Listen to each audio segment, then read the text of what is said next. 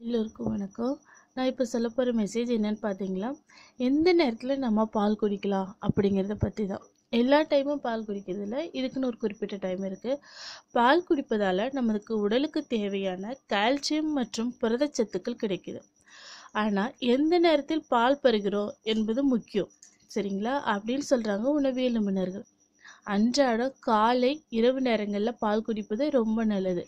ஆனால் ஆயுர்வேதத்தில் இரவு நேரத்தில் பால் குடிப்பது தான் மிகவும் நல்லது அப்படின்னு சொல்கிறாங்க.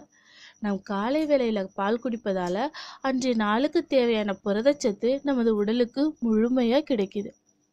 உடலின் தசைகளை வலுப்படுத்துபவர்கள் அதிகாலை வேளையில் பால் குடிச்சிட்டு பின் இரவு உணவுக்கு பின் குடிப்பது சிறந்தது.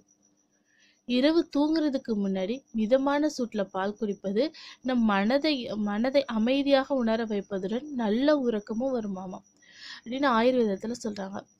உடல் பருமன் அதிகமாக இருக்கிறவங்க இரவு நேரத்தில் அதிகமாக பால் குடிப்பதை தவிர்க்கணும். காரணம், பால் அவங்களோட உடலில் உள்ள கொழுப்புகளை அதிகரிக்க செய்வதுடன் சிலருக்கு செரிமான பிரச்சனைகளையும் ஏற்படுத்தலாம். சரிங்களா? இந்த மெசேஜ் உங்களுக்கு யூஸ்ஃபுல்லாக இருக்கும் நம்புகிறேன்.